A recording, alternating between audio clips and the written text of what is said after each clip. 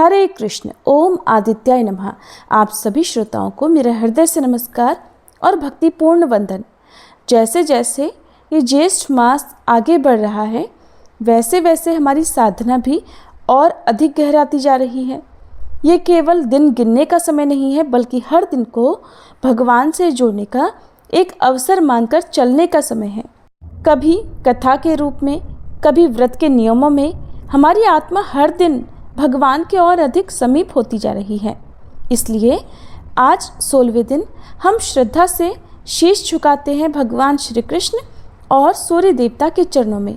हे देव, अगर कहीं मन चंचल हुआ हो, अगर वाणी में असंयम आया हो, तो कृपा कर हमें क्षमा करें और हमारी तपस्या को स्वीकार करें। आप ही हमारे पथ के प्रकाश हैं और आपकी ही कृपा से ये यात्रा सार्थक बन रही है। तो आइए कथा के अगले भाग में प्रवेश करें, जहाँ धर्म, आस्था और कर्म की एक और प्रेरक झलक हमारा मार्ग प्रशस्त करेगी। आज दिनांक है 28 मई और दिन है बुधवार। आज ज्येष्ठ मास के शुक्ल पक्ष की द्वितीया तिथि पूरा दिन रहने के बाद मध्यरात्रि 1:54 पर समाप्त होगी। इसके बाद में तृतीया तिथि प्रारंभ हो जाएगी। बुधवार का दिन समर्पित है विघ्नहर्ता भगवान गणेश को। तो आइए आज के अध्याय का शुभारंभ करते हैं गणेश भगवान की कथा से। पौराणिक ग्रंथों में बुधवार के व्रत की कथा इस प्रकार मिलती है। बहुत समय पहले की बात है कि एक साहूकार का नया नया विवाह हुआ था। उसकी पत्नी अपने मायके गई हुई थी। नया नया विवाह था, नई नई उमंग थी। साहूकार का परिवार भी कुछ खास बड़ा नहीं था। जो भी रिश्तेदार थे उनके घर बहुत दूर थे। अब साहूकार को अकेलापन खाए जा रहा था। उससे रहा नहीं गया और वह जा पहुंचा अपनी ससुराल। ससुराल में उसकी खूब आवभगत हुई। अगले ही दिन साहूकार ने कह दिया कि विदाई की तैयारी कर लीजिए, हमें निकलना है। अब संयोगवश वह दिन था बुधवार का। सास ससुर ने अपने दामाद को समझाने का प्रयास किया कि बेटा, आज बुधवार का दिन है, इस दिन बेटी की विदाई नहीं करने का रिवाज है। बेटी की विदाई तो क्या, किसी भी शुभ कार्य के लिए यात्रा पर जाना बुधवार के दिन शुभ नहीं माना जाता। लेकिन साहूकार नहीं माना और कहा, मैं इन सब बातों को नहीं मानता, आप हमें जाने का आशीर्वाद दीजिए। अब अपने दामाद के आगे सास ससुर की भला कहाँ चलने वाली थी। मन मसोस कर तैयारी करनी पड़ी। बेटी की विदाई कर दी गई। आगे चलते चलते रास्ते में साहूकार की पत्नी को जोर की प्यास लगी। साहूकार जैसे ही पानी लेने के लिए गया और जब पानी लेकर वापस लौटा तो देखकर हैरान रह गया। उसने देखा कि उसकी ही हमशक्ल कोई व्यक्ति गाड़ी में पत्नी की बगल में बैठा हुआ है। उसकी पत्नी भी एक शक्ल के दो व्यक्तियों को सामने देखकर परेशानी में पड़ गई कि उसका पति कौन सा है। जैसे ही साहूकार ने पत्नी के पास बैठे व्यक्ति से पूछा कि वह कौन है, तो पलटकर उसने जवाब दिया कि भैया, मैं तो उस नगर का साहूकार हूँ और अपनी पत्नी को लेकर जा रहा हूँ। तुम बताओ तुम कौन हो और मेरी पत्नी पर तुम अपना अधिकार क्यों जमा रहे हो। ऐसे बहस करते करते दोनों में विवाद बढ़ गया। विवाद को देखते हुए राज्य के सिपाही वहां पहुंचे और साहूकार को पकड़ लिया। अब सिपाही भी चक्कर में पड़ गए कि दोनों की शक्ल सूरत तो एक समान है। उन्होंने साहूकार की पत्नी से ही पूछा कि बताओ, इसमें से तुम्हारा पति कौन सा है। अब बेचारी भला वह क्या जवाब देती। तब साहूकार ने हाथ जोड़ लिए और भगवान से विनती की कि हे भगवान, ये आपकी क्या माया है। तभी आकाशवाणी हुई कि मूर्ख, याद कर, कुछ समय पहले तूने ही तो अपने सास ससुर की आज्ञा न मानकर भगवान बुद्ध का अपमान किया और बुधवार के दिन तू अपनी पत्नी को लेकर चल पड़ा, जबकि तुझे इस दिन नहीं जाना चाहिए था। ये स्वयं बुद्धदेव हैं जो तुम्हें सबक सिखाने के लिए तुम्हारे वेश में हैं। तब साहूकार ने सच्चे मन से क्षमा मांगी और भविष्य में कभी ऐसा ना करने का वचन भी दिया और बुधवार को नियम पूर्वक व्रत पालन करने का संकल्प लिया।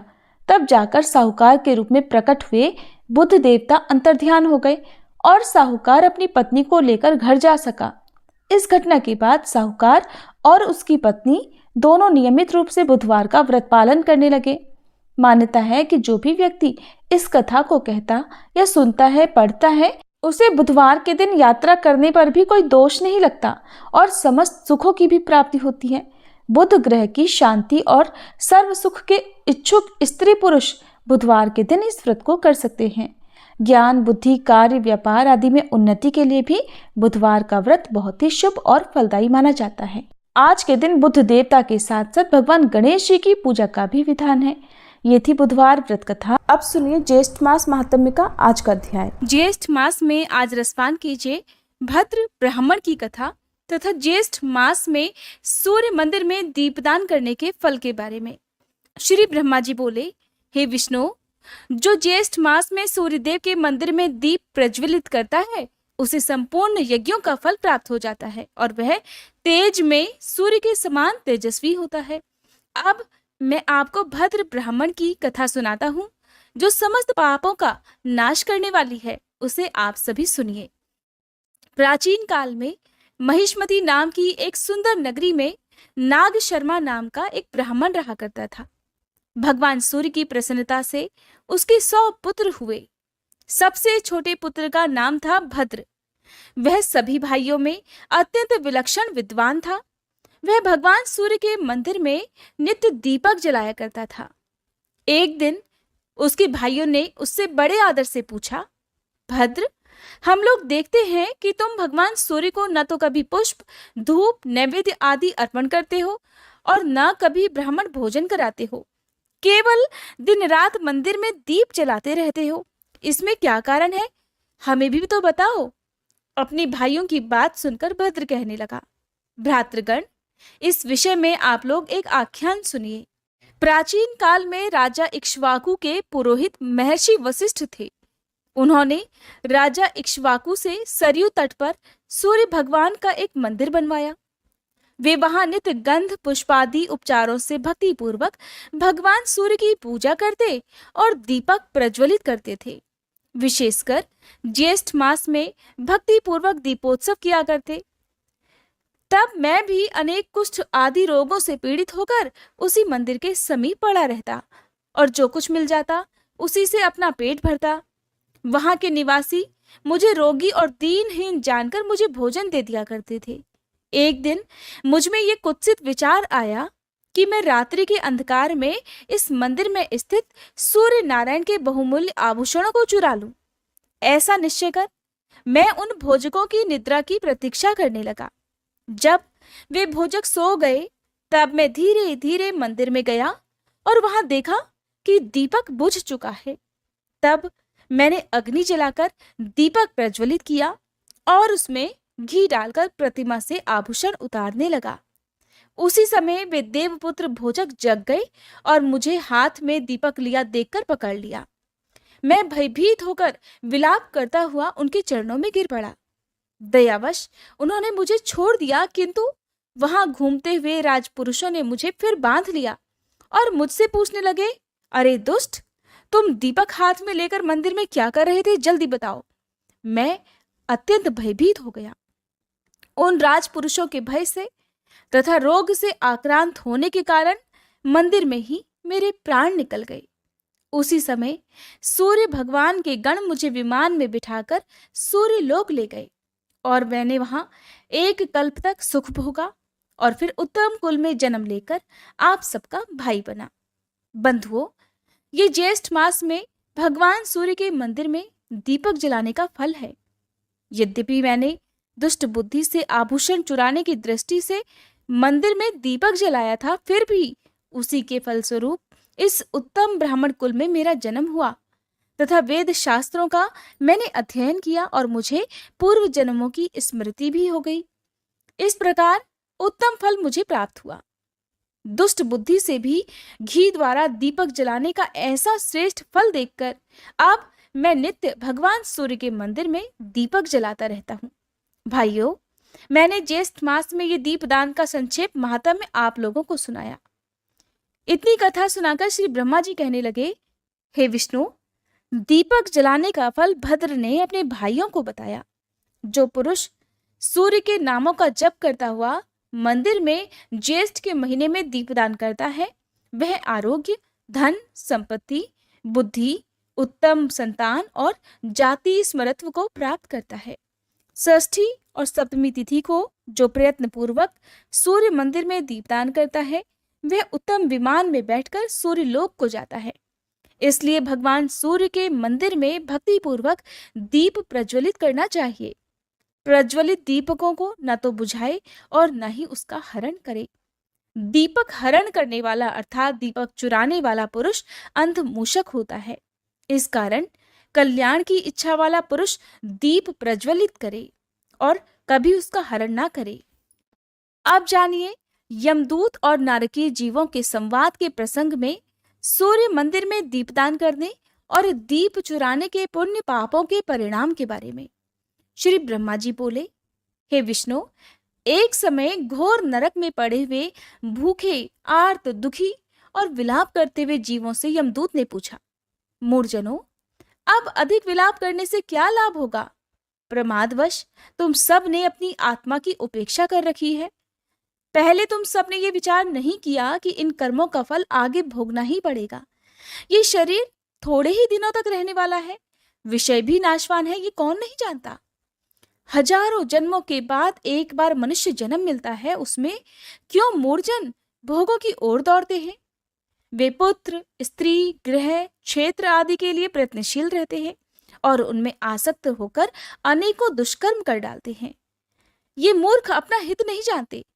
वे ये भी नहीं जानते कि सूर्य, चंद्र, काल तथा आत्मा ये सभी मनुष्य के शुभ और अशुभ कर्मों को देखते रहते हैं, अर्थात साक्षी भूत हैं। न केवल एक जन्म अपितु सैकड़ों जन्मों में भी पुत्र, स्त्री आदि के लिए जो जो कर्म किया जाता है उसे अच्छी तरह से ये जानते रहते हैं। मोह की ये महिमा तो देखो कि नरक में भी ममता बनी रहती है। इस प्रकार परिणाम में भयंकर विषयों के द्वारा आकृष्ट चित्त वाले मनुष्यों की बुद्धि परमार्थ तत्व की ओर नहीं होती। जिह्वा द्वारा भगवान सूर्य का नाम लेने में कौन सा श्रम है? मंदिर में दीप जलाने में भी अधिक परिश्रम नहीं पड़ता। फिर भी यदि मनुष्य से इतना भी नहीं हो सकता तो अब रोने और विलाप करने से क्या लाभ है? जैसा किया वैसा फल पाया। इसलिए पाप कर्म में कभी भी बुद्धि नहीं लगानी चाहिए। अगर कोई अज्ञान से पाप कर्म हो भी जाए तो सूर्य भगवान की आराधना करें, जिससे सारे पाप नष्ट हो जाएं। श्री ब्रह्मा जी बोले, यमदूत के ऐसे वचनों को सुनकर तथा भूख से व्याकुल, प्यास से सूखे कंठ वाले, दुख से पीड़ित वे नारकीय जीव उससे कहने लगे, साधु, हमने ऐसा कौन सा कर्म किया जिससे हमें इस दारुण नरक में वास करना पड़ा? तब यमदूत कहने लगे, पूर्व जन्म में यौवन के उन्माद से उन्मादित तुम अविवेकियों ने घी के लोभ में भगवान सूर्य के मंदिर से दीप चुराया था। उसी कारण इस घोर नरक में तुम सब दुख भोग रहे हो। श्री ब्रह्मा जी बोले, अच्युत, मैंने सूर्य के मंदिर में दीपदान करने के पुण्य तथा दीप हरण करने के दुष्परिणामों का वर्णन किया। दीपदान करने का तो सर्वत्र ही उत्तम फल है, परंतु सूर्य नारायण के मंदिर में विशेष फल है। संसार में जो जो अंध, मूक, बधिर, विवेकहीन, निंद्य व्यक्ति दिखाई पड़ते हैं, उन सब ने साधु जनों द्वारा प्रज्वलित किए हुए दीपों को सूर्य नारायण के मंदिर से हरण किया है। हरे कृष्णा। आज के अध्याय में बस इतना ही। अब सुनिए सूर्य चालीसा पाठ। श्री रवि हरत हो घोरतम, अगणित किरण पसारी, वंदन करूं तब चरणन में, अर्घ देऊं जलधारी। सकल सृष्टि के स्वामी हो, सचराचर के नाथ, निस्दिन होत तुमसे ही, होवत संध्या प्रभात। जय भगवान सूर्य तमहारी, जय खगेश दिन कर शुभकारी। तुम हो सृष्टि के नेत्र स्वरूपा, त्रिगुणधारी त्रैवेद स्वरूपा। तुम ही करता पालक संहारक, भुवन चतुर्दश के संचालक। सुंदर बदन चतुर्भुजधारी, रश्मि रथी तुम गगन विहारी। चक्र शंख अरु श्वेत कमल धर, वर मुद्रा सोहत चोटे कर। शीश मुकुट कुंडल गलमाला, चारु तिलक तब भाल विशाला। सप्त अश्वरथ अति द्रुतगामी, अरुण साथी गति अविरामी। रक्त वरुण आभूषण धारक, अति प्रिय तोहे लाल पदारथ। सर्वात्मा कहे तुम्हें ऋग्वेदा, मित्र कहे तुमको सब वेदा। पंचदेवों में पूजे जाते, मनोवांछित फल साधक पाते। द्वादश नाम जाप उद्धारक, रोग शोक आरु कष्ट निवारक। माँ कुंती तब ध्यान लगायो, दानवीर सूत कर्ण सो पायो। राजा युधिष्ठिर तब जस गायो, अक्षय पात्र वो वन में पायो। शस्त्र त्याग अर्जुन अकुरायो, बन आदित्य हृदय से पायो। विंध्याचल तब मार्ग में आयो, हाहाकार तिमिर से छायो। मुनि अगस्त गिरि गर्व मिटायो, निज तप बल से विंध्य नवायो। मुनि अगस्त तब महिमा गाई, सुमिर भये विजयी रघुराई। तोहे विरोग मधुर फल जाना, मुख में ली नहीं तोहे हनुमाना। तब नंदन शनिदेव कहावे, पवन के सूत शनि तीर मिटावे। यज्ञ व्रत स्तुति तुम्हारी कीन्ही, भेंट शुक्ल यजुर्वेद की दीन्ही। सूर्यमुखी खरितर तब रूपा, कृष्ण सुदर्शन भानु स्वरूपा। नमन तोहे ओंकार स्वरूपा, नमन आत्मा अरुकाल स्वरूपा। दिग दिगंत तब तेज प्रकाशे, उज्ज्वल रूप तुम्ही आकाशे। दश दिगपाल करत तब सुमिरन, अंजलि नित्य करत हैं अर्पण। त्रिविध ताप हरता तुम भगवन, ज्ञान ज्योति करता तुम भगवन। सफल बनावे तब आराधन, गायत्री जप सरल है साधन। संध्या त्रिकाल करत जो कोई, पावे कृपा सदा तब वोही। चित शांति सूर्यास्तक देव, व्याधि अपाधि सब हर लेवे।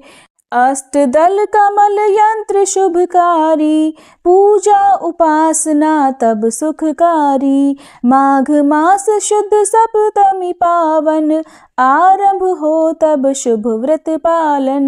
भानु सप्तमी मंगलकारी, भक्ति दायनी दोषणहारी। रविवासर जो तुमको ध्यावे, पुत्रादिक सुख वैभव पावे।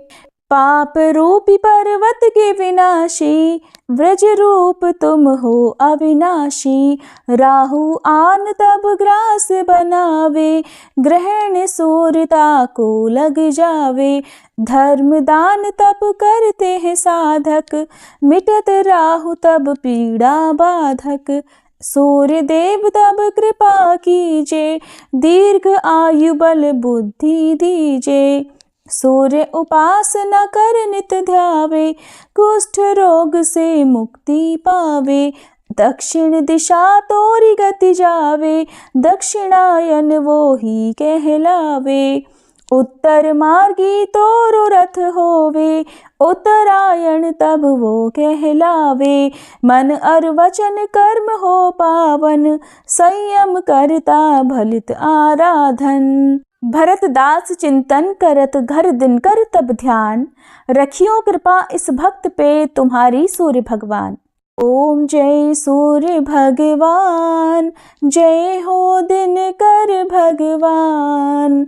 जगत के नेत्र स्वरूपा, तुम हो त्रिगुण स्वरूपा। धरत सब ही तब ध्यान, ओम जय सूर्य भगवान। सारथी अरुण है प्रभु, तुम श्वेत कमल धारी। तुम चार भुजाधारी, अश्व है सात तुम्हारे। कोटि किरण पसारे, तुम हो देव महान। ओम जय सूर्य भगवान। उषा काल में जब तुम उदयाचल आते, सब तब दर्शन पाते, फैलाते उजियारा, जागता तब जग सारा, करे सब तब गुणगान। ओम जय सूर्य भगवान। संध्या में भुवनेश्वर अस्ताचल जाते, गोधन तब घर आते, गोधूली बेला में हर घर हर आंगन में हो तब महिमा गान। ओम जय सूर्य भगवान। देव दनुज नर नारी, ऋषि मुनिवर भजते, आदित्य हृदय जपते, स्तोत्र ये मंगलकारी, इसकी है रचना न्यारी, दे नव जीवन दान। ओम जय सूर्य भगवान। तुम हो त्रिकाल रचयिता, तुम जग के आधार, महिमा तब अपरंपार, प्राणों का सिंचन करके भक्तों को अपने देते, बल बुद्धि और ज्ञान। ओम जय सूर्य भगवान। भूचर जलचर खेचर, सबके हो प्राण तुम्ही, सब जीवों के प्राण तुम्ही, वेद पुराण बखाने, धर्म सभी तुम्हें माने, तुम ही सर्वशक्तिमान। ओम जय सूर्य भगवान।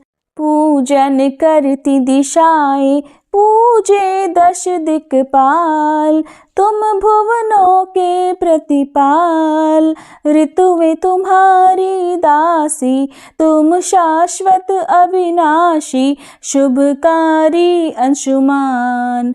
ओम जय सूर्य भगवान। ओम जय सूर्य भगवान। जय हो दिनकर भगवान। जगत के नेत्र स्वरूपा, तुम हो त्रिगुण स्वरूपा, धरत सब ही तब ध्यान। ओम जय सूर्य भगवान। ओम जय सूर्य भगवान।